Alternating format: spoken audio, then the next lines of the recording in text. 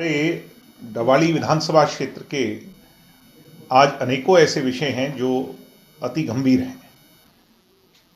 सबसे बड़ा मुद्दा अगर आज है तो वो कृषि जगत से जुड़ा हुआ है, किसानों से जुड़ा हुआ है।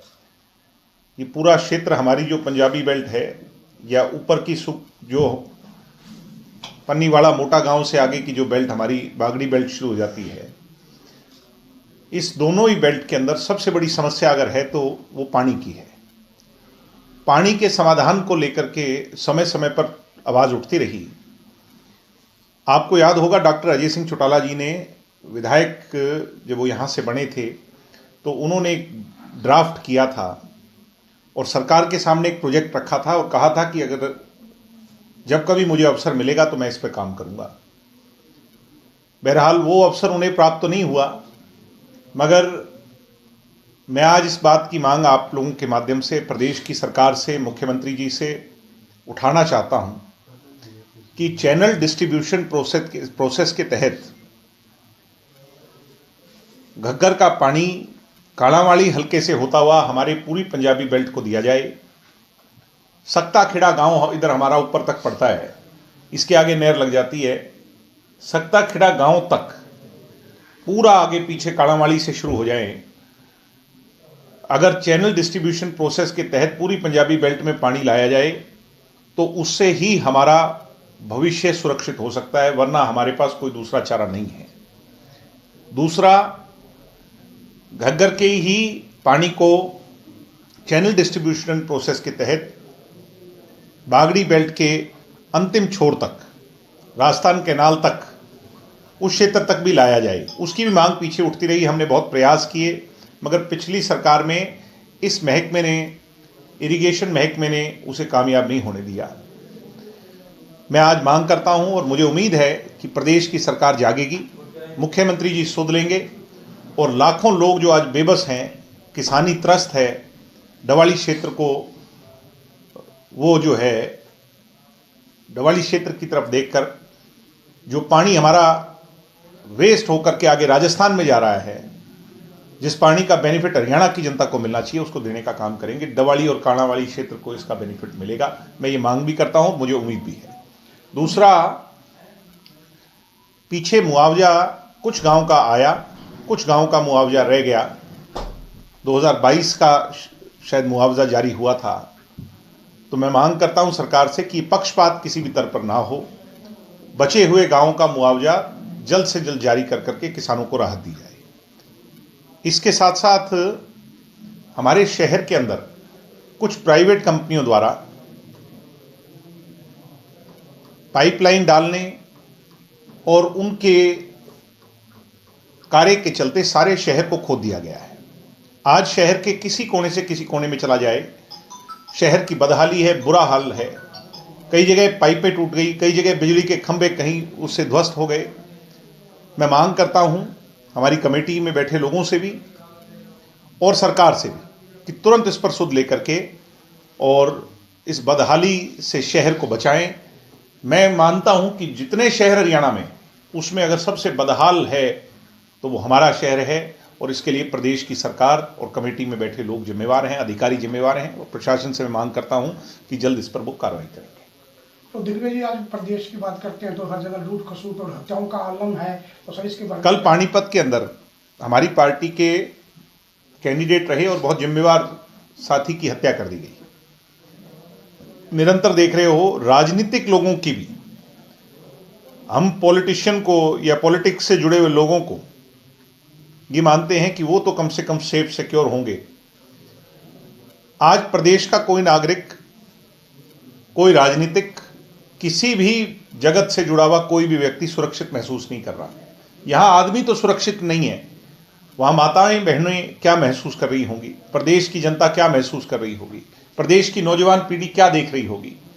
प्रदेश में जब से ये सरकार बनी है, ये 100-125 दिन की जो सरकार रही है, इसने क्राइम के सभी आंकड़ों को पार कर दिया है।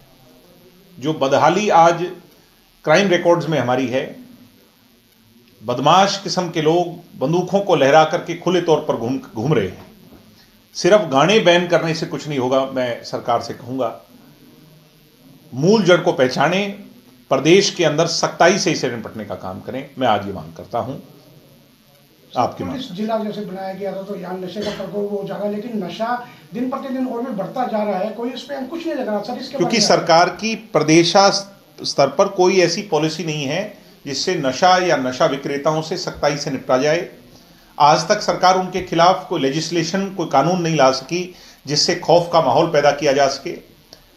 आज भी पुरानी रीत और नीति पर चल रही है। अगर उसी से नशा रुकना होता तो पिछले सत्ता में रुक जाता या उससे पहले रुक जाता। सरकार को सख्त कानून लाने होंगे, नशा विक्रेता के मन में खौफ पैदा करना होगा, जेल का डर पैदा करना होगा और कड़ी और बड़ी सजा का डर पैदा करना होगा, तभी ये संभव है।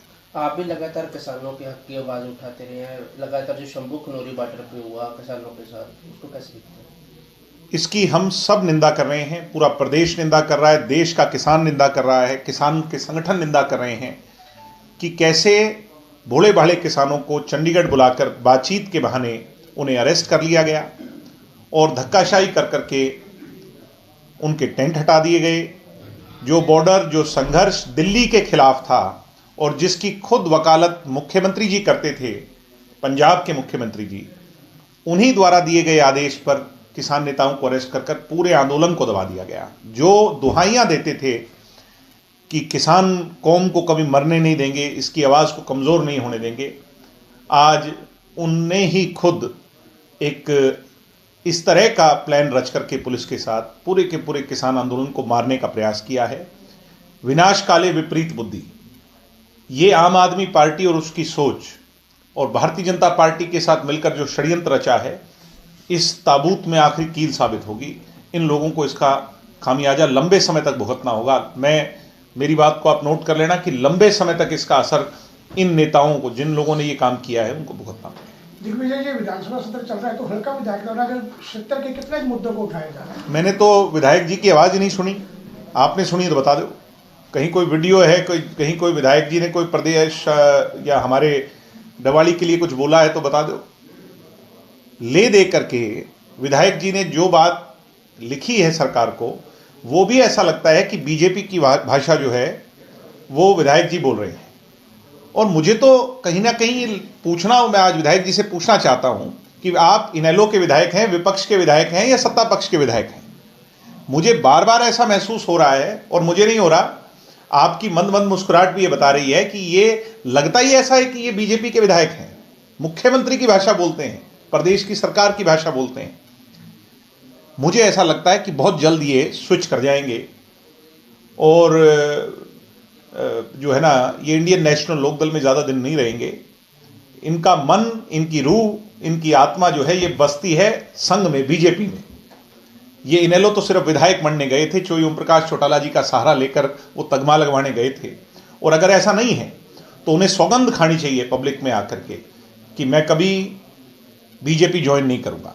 मैं आज ये सवाल भी उनके सामने रख रहा हूँ। मैं चाहूँगा मीडिया में कल इस बात की चर्चा हो कि वो जनता से साफ करें, जैसे मैं साफ कर रहा हूँ कि मैं जेजेपी में हूँ, था और रहूँगा। जब तक जीऊँगा तब तक राजनीति चोई देवीलाल जी की विचारधारा की पार्टी में करूँगा। क्या ऐसी सौगंध विधायक जी खा सकते हैं कि वो अगला इलेक्शन बीजेपी से नहीं लड़ेंगे? अगर वो चोई देवीलाल जी की जन्मस्थली पर जाकर ये बात कह दें तो मैं उन्हें विधायक मान जाऊँगा, अन्यथा मुझे लगता है कि बीजेपी के एजेंट के तौर पर काम कर रहे हैं। तो क्षेत्र में समस्याओं का अंबार है सर, बहुत सी समस्याएं हैं, लेकिन निवारण के लिए अपनी तरफ से आप क्या उसमें भूमिका अदा करेंगे?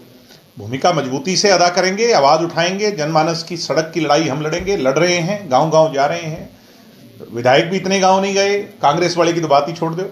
हम तो 50 से ज़्यादा गाँव में जा चुके हैं, लोगों की जो जो समस्याएं आई उनका हल कर चुके हैं, प्रयास कर रहे हैं, लड़ रहे हैं। और जनता ये विश्वास दिला रही है कि आने वाला समय जननायक जनता पार्टी का होगा, क्योंकि जननायक जनता पार्टी का एक एक कार्यकर्ता दुष्यंत चौटाला के साथ खड़ा है मजबूती से। पूरा डवाली दुष्यंत चौटाला के साथ है।